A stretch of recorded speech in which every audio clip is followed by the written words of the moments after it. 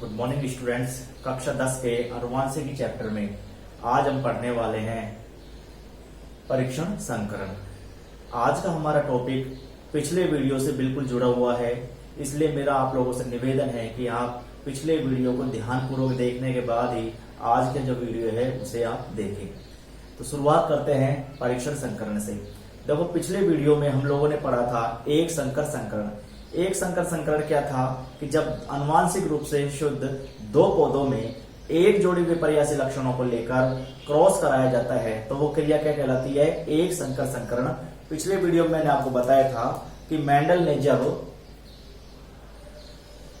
शुद्ध लंबे पौधों का संकरण कराया था शुद्ध बौने पौधों से, तो उसको प्रथम पीढ़ी में सभी के सभी पौधे जो थे वो संकर लंबे प्राप्त हुए थे। ये दोनों अलग हो गए, ये दोनों युग्मक यहां से अलग हो गए। और उसके बाद में हमने एक चेकर बोर्ड बनाया था इस तरीके से।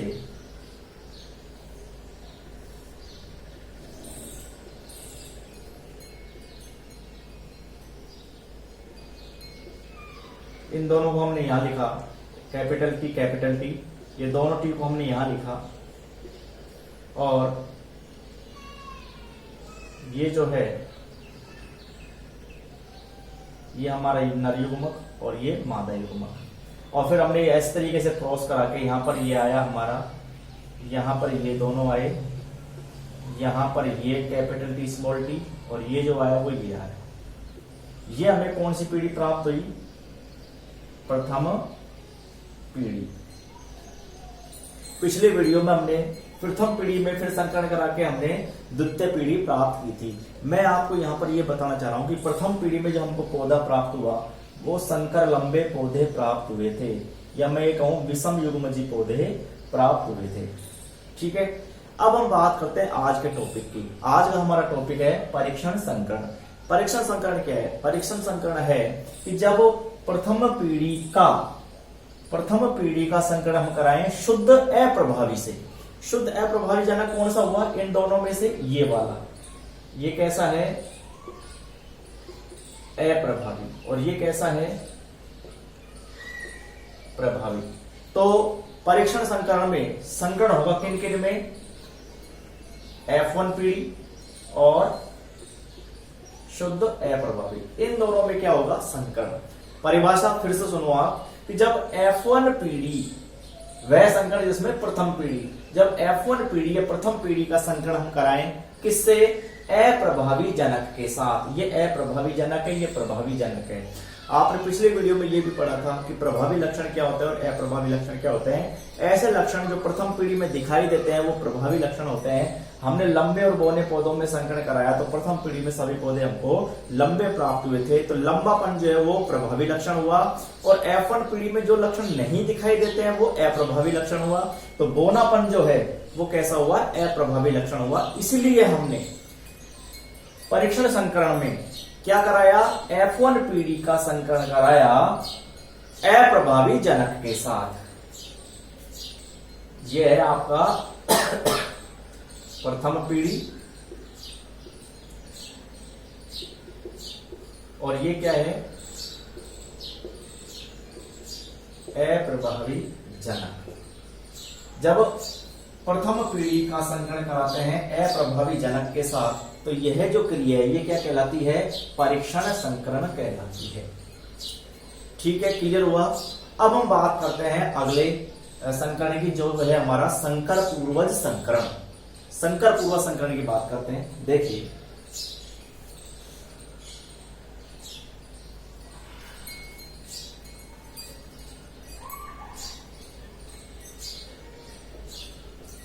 संकर पूर्वज संकरण, इसमें हम क्या करते हैं? जो हमारा F1 पीढ़ी आई है, ये आई, इनका संकरण कराएंगे जनकों से। संकरण कह रहे हैं हम, संकर पूर्वज संकरण, इसको बैक क्रॉस भी कहते हैं। बैक का मतलब पीछे वाली जो पीढ़ी है। तो ये F1 पीढ़ी होगी, इस F1 पीढ़ी का संकरण कराएंगे इनके जनकों से। तो इसका जनक कौन कौन हो गया, एक तो ये हो गया और एक ये हो गया। तो संकर पूर्वज संकरण में ऐसा संकरण जिसमें प्रथम पीढ़ी का संकरण उसके जनकों के साथ कराया जाता है क्या कहलाता है, संकर पूर्वज संकरण कहलाता है। परीक्षण संकरण भी एक संकर पूर्वज संकरण है, क्योंकि परीक्षण संकरण में हमने F1 पीढ़ी का संकरण कराया था अप्रभावी के साथ। यहां पर हम F1 पीढ़ी का संकरण कराएंगे प्रभावी और अप्रभावी दोनों के साथ। इसके जो जनक है उनके साथ इसके क्या कराएंगे, संकरण कराएंगे। तो मैं लिखता हूं परिभाषा,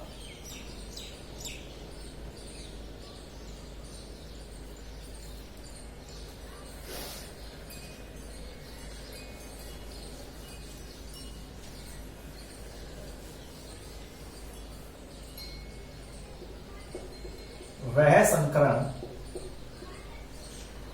जिसमें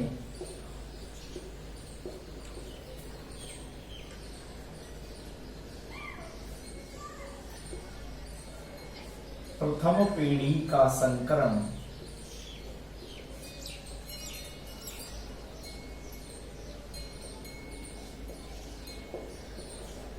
जनक पीढ़ी के साथ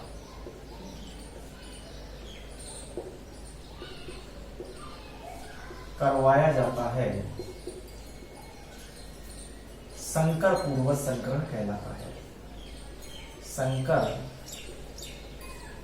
पूर्वज संकरण कहलाता है। अब मैं तीसरे संकरण की बात करता हूं। तीसरा जो संकरण है वो है व्युत्क्रम संकरण। व्युत्क्रम संकरण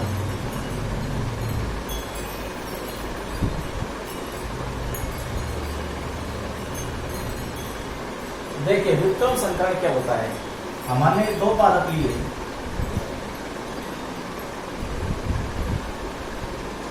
एक बार इन दोनों में संकरण इस प्रकार से कराया कि ये पौधा तो है नर और ये पौधा क्या है, मादा, और इन दोनों में हमने क्या करा दिया, संकरण कराया। उसके बाद फिर इन्हीं दोनों पौधों में फिर से हमने संकरण कराया, और संकरण इस प्रकार से कराया कि इस पौधे को जो हमने नर माना था अब हमने क्या मान लिया, मादा,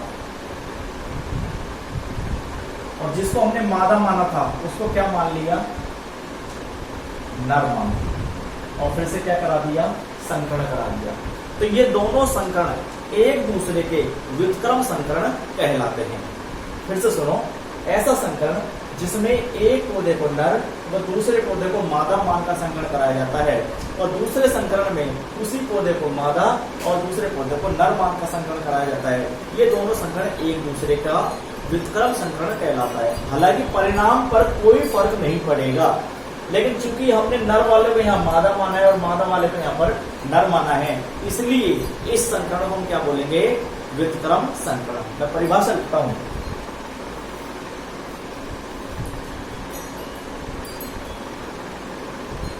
जब किसी संकरण में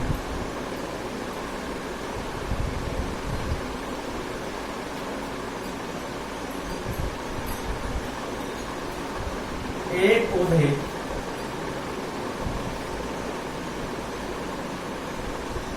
नर व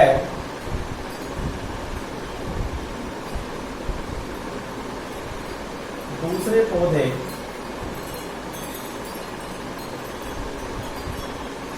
को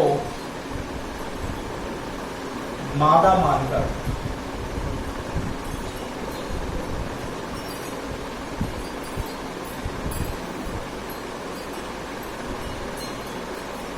संकरण कराया जाता है,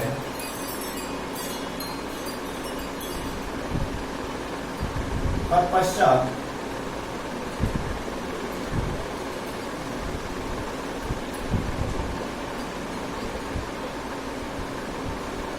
इन्हीं पौधों में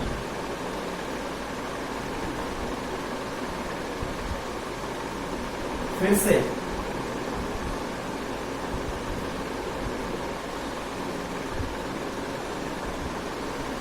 एक पौधे को मादा व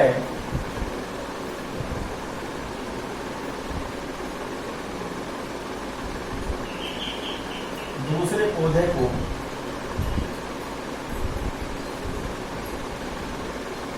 नर मानकर संकरण कराया जाता है तो इसे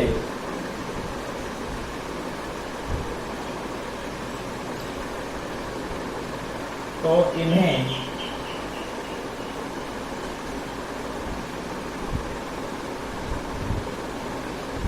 एक दूसरे का